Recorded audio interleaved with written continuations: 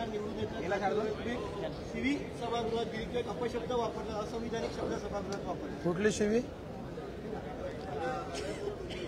कुठली शिवी वापरली? कोणती सांगा ना मला. चिवत्या शिवी आहे? चिवत्या कधीपासून शिवी झाली? मी काही कोणालाही शिवी दिली नाही, कुठलाही शिवी कोणाला बोललो नाही. मला वाटतं तुम्ही ह्याच बातम्या चालवल्या असं चुकीच्या, मला असं वाटलंच.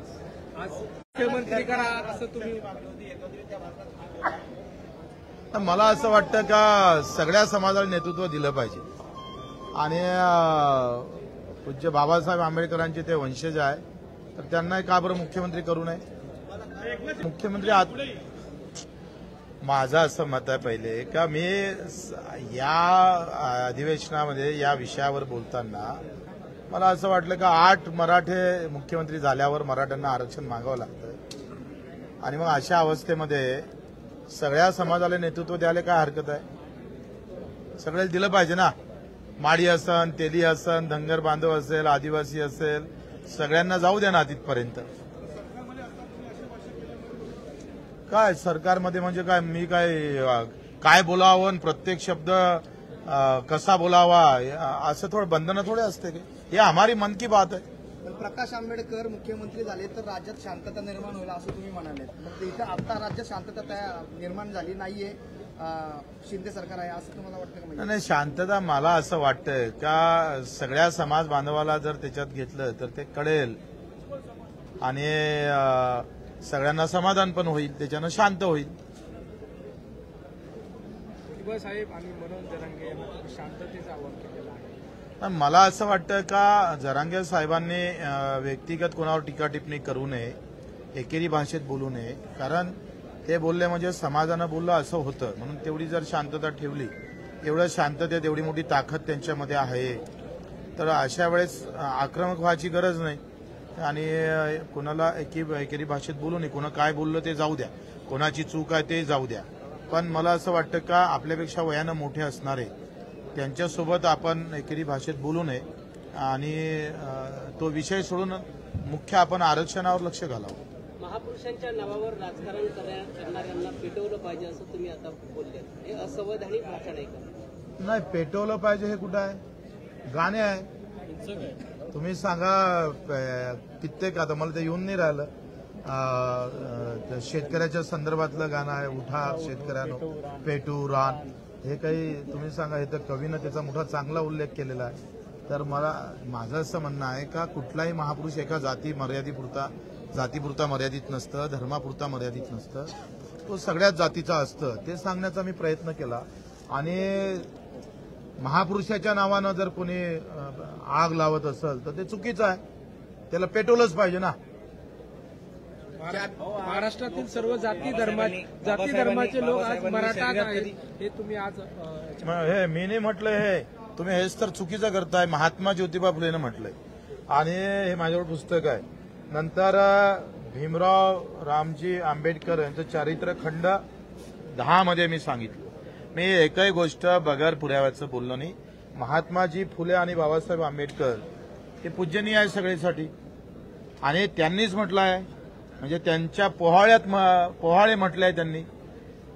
आणि मग इतकं स्पष्ट, मराठा हे एका जातीचं नाव नाही, मराठा म्हणजे 18 पगड जातीतला या मुलखाचं नाव आहे, ते अभिमानानं घेतलं जातं. प्रत्येक जण असं म्हणतंय का मराठे लढले म्हणजे एका जातीचे लोकांनी लढले, 18 पगड जातीचे लोक लढले आहे महाराष्ट्रासाठी. आणि म्हणून आम्ही असं म्हणणं आहे का मराठा हा एका जातीचा विषय असू शकत नाही. मराठा हा सामूहिक शब्द आहे, तो सगळ्यांसाठी वापरलेला आहे. इव्हन बाबासाहेबांनाही म्हटलेलं आहे त्यांच्या खंडामध्ये का बाबासाहेब मराठे आहे, ते भगव्या झेंड्याचे तिखट त्यांच्या आवडी म्हणजे तिखट त्यांच्याबद्दल अभिमान आहे असं मी नाही म्हणत. हो, मी म्हटलं असतं तर आक्षेप करा. म्हणजे हे सरकारनं पुस्तक छापलं आहे, सरकारनं हे मान्य केलं आहे, त्याच्यानं गैर तर काही आहे नाही. जे स्पष्ट बोललोय का मराठा हा तुम्हालाही माहित असेल का मराठा हा शब्द एका जातीपुरता मर्यादित आहे आणि मग तो सगळ्याला लागू आहे. मराठा म्हणजे सगळेच, तेली माळी कुंभी धनगर बांधव असेल, मल्हारराव होळकरच्या खाली पुतळ्या वगैरे मराठा सरदार, म्हणजे त्याचं वर्णन जर आपण एका जातीपुरतं करत असेल तर चुकीचं होईल, ते इतर समाजावर अन्याय होईल. बाबासाहेबांनी शरीरात जात घुसू दिली नाही. बाबासाहेब तुम्ही पण वाचलाय, मी पण वाचलाय.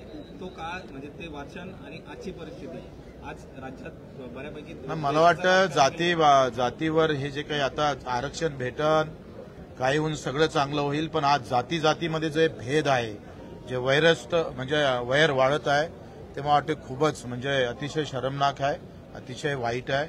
भीती वाटतं कधी कधी का ह्या गोष्टी मीडियानं सुद्धा मला वाटतं त्याचं तारतम्य आम्ही नेत्याने ठेवलं पाहिजे, मीडियानं पण ठेवलं पाहिजे. आणि जातीत तणाव जर झालं तर उद्या युवकांच्या हाती पुस्तकाच्या ऐवजी तलवारी आल्या, टेंबे आले, तर मग मात्र अजून शेकडो वर्ष मरावं लागेल. पहिलेच अडचणीत असणारा समाज, सगळा समाज तो पुन्हा अडचणीत येऊ नये एवढंच अपेक्षा आहे. कॅबिनेटमध्ये महाराष्ट्राचा तरुण थेट संसदेच्या भवनामध्ये आक्रमक झालेलं पाहायला मिळालं. काय कुठे? दिल्लीमध्ये लोकसभेमध्ये मला माहित नाही. मी तेव्हा म्हणजे मी सभागृहात असल्यामुळे बातम्या नाही वाचल्या. आणि आता ते आखरी त्यांना केंद्रात त्यांना असं वाटेल इथं न्याय भेटत नाही तर तिकडे जाऊ. सभागृहात गेला नाही झाले पाहिजे. म्हणजे आखरी भगतसिंगांना हा प्रयत्न एकदा केला होता देशाच्या स्वातंत्र्यासाठी, आणि आता हा प्रयत्न त्यांनी कदाचित केला असेल तर मला असं वाटते चुकीच्या आखरी त्याची भावना आहे. कॅबिनेटमध्ये मांडीला मांडी लावून शेजारी बसतात, मात्र घरं कशी जाळली जातात हे कळत नाही. शेजारी अर्थमंत्री बसलेले असतात, मात्र ओबीसींना पैसे मिळत नाही, निधी मिळत नाही, अशी तुम्ही टीका केलेली आहे. हे कसं? मला असं वाटते का मी भुजबळ साहेबांचा त्यांना मानतोय आणि ते माझ्यापेक्षा वयस्कर पण आहे, राजकारणात ते आमच्यापेक्षा मोठे आहे. मला असं वाटतं का हा विषय कॅबिनेटचा आहे आणि ते कॅबिनेट मंत्री असताना धनगर बांधवासाठी कमी निधी भेटत असेल किंवा ओबीसी बांधवासाठी त्यांची लढाई वाईट आहे असं म्हणत नाही मी, बिलकुल म्हणायचं नाही आहे. पण असं म्हणायचं आहे की बाबा तुम्ही कॅबिनेटमध्ये असताना हा विषय तिथं अधिक ताणून वेळ पडलं तर ते कॅबिनेट चौफेर हालून टाकली पाहिजे. हे विषय एखाद्या कॅबिनेट मंत्री जसा एखादा सत्तेतला आमदार म्हणतो की आम्हाला निधी भेटत नाही आणि तेव्हा तुम्ही प्रश्न करता का सरकार तर तुमचीच आहे. आता कॅबिनेट मंत्री असताना मला वाटतं हा निधी वाढवून घेतला पाहिजे. त्यांचं काही प्रमाणात जे काही त्यांनी म्हटलं का ओबीसीला जो कोटा कमी येतं तो वाढवलाच पाहिजे, ते काही दुमत नाहीच आहे. पण मला असं वाटतं हे विषय जे आहे हे कॅबिनेट पुरतं तिथं मांडण्याचे आहे असं वाटतं. तोडफोड करायची जी भाषा आहे ती कॅबिनेटची आहे, ती सामान्य जनतेची नाही असं देखील तुम्ही म्हणताय. मग हे जे मागे सगळं प्रकरण चाललंय हे कॅबिनेटची भाषा आहे. मला असं वाटतं का काही गोष्टी जे आपण पाहतोय काही गोष्टीमध्ये जो काही विषय आता तुम्ही ते कॅबिनेट मंत्री असताना घरं का पेटत राहिली, कशी पेटली, आखरी ही जबाबदारी तर सरकारची आहे ना. घरं नाही पेटायला पाहिजे, यंत्रणा लावली पाहिजे, खुफिया एजन्सी काय करतं आपली, आखरी ही जबाबदारी सरकारनं स्वीकारवलीच पाहिजे. तुम्ही सरकारवर प्रश्नचिन्ह उपस्थित करताय. बिलकुल न करायचं काय तर सगळं माझं असं म्हणणं आहे की जे खरं आहे ते खरं आहे. पेटायला नको होती, आपली यंत्रणा उभी राहायला पाहिजे होती आणि यंत्रणा उभी राहिली असती तर घरं पेटली नसती आणि आज जे काही वाईट वातावरण होते ते झालं नसतं.